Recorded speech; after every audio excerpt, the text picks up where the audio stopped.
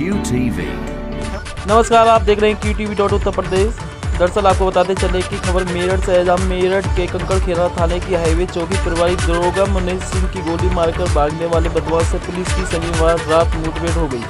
जिसमें विनय वर्मा नाम का बदमाश पुलिस की गोली लगने से घायल हो गया। जिसके बाद बदमाश विनय वर्मा को सरकारी अस्पताल में भर्ती कराया गया, जहां उसका इलाज चल रहा था। बता दें कि बीती रात 23 जनवरी को कार लूटकर भाग रहे बदमाशों की पुलिस से मुठभेड़ हो गई थी, जिससे कंकड़खेड़ा थाना क्षेत्र के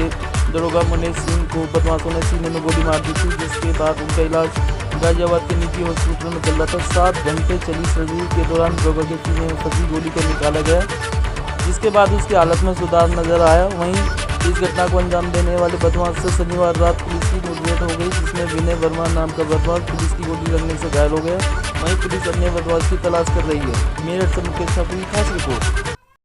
थाना कंकड़खेड़ा के अंतर्गत 22-23 जनवरी की देर रात्रि को 3 अज्ञात बदमाशों के द्वारा एक सेंट्रो गाड़ी को एचआर मंडप के सामने से लूट लिया गया था, जिसमें कि वादी के द्वारा तत्काल ही पुलिस को सूचित किया गया और ये बताया गया कि उसकी गाड़ी में जीपीएस लगा हुआ है, जिसके आधार पर पुलिस की टीम के द्वारा उस गाड़ी का पीछा किया गया और पीछा करने के दौरान जब बदमाश घिर गए तो पुलिस से बचने के लिए उनके द्वारा पुलिस की टीम के ऊपर अंधाधुंध फायरिंग की गई और एक बदमाश जो पुलिस की पकड़ में आ गया था उसको छुड़ाने हेतु इनके द्वारा जो हमारे सब इंस्पेक्टर हैं मुनीष कुमार, इनके ऊपर फायर किया गया, जो इनके सीने में गोली लगी थी। और जो हमारे सब इंस्पेक्टर जो घायल बेहद गंभीर रूप से घायल हो गए थे उनको नज़दीकी अस्पताल में भर्ती कराया गया, जहाँ से उनको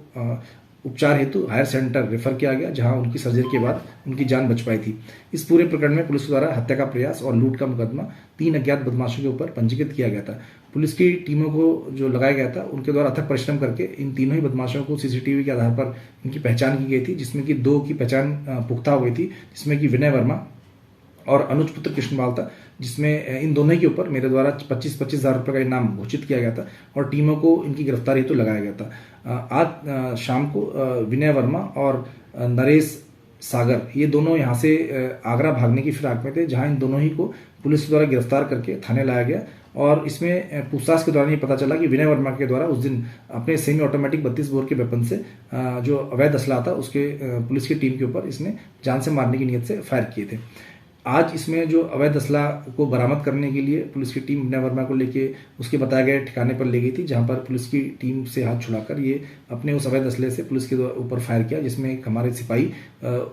की गोली लगने से उनके हाथ पे वो घायल हो गए, जिनको उपचार हेतु अस्पताल में भर्ती कराया गया है। पुलिस की अन्य टीमों के द्वारा जब ये सूचना प्राप्त हुई तो मौके पर पहुंचकर खेतों में उनके द्वारा लंबे समय तक कॉम्बिंग की गई, जिसमें विनय वर्मा के द्वारा जो पुलिस की एक टीम थी उसके ऊपर फायर किया गया और पुलिस की टीम के द्वारा जब जवाबी कार्रवाई में आत्मरक्षा फायर किया गया तो उसमें से 2 गोलियां विनय वर्मा के लगी और पुलिस की टीम के द्वारा उसकी जान बचाने हेतु नज़दीकी अस्पताल में भर्ती कराया गया, जहां से उसकी क्रिटिकल हालत को देखते हुए उपचार हेतु हायर सेंटर रेफर किया गया, जहां उसकी मृत्यु हो गई है। विनय वर्मा के ऊपर 6 से अधिक मुकदमे दर्ज थे, जिसमें कि लूट, हत्या का प्रयास, गैंगस्टर एक्ट और चोरी जैसे मुकदमे दर्ज थे। इस पूरे प्रकरण में उचित विधिक कार्रवाई की जा रही है और जो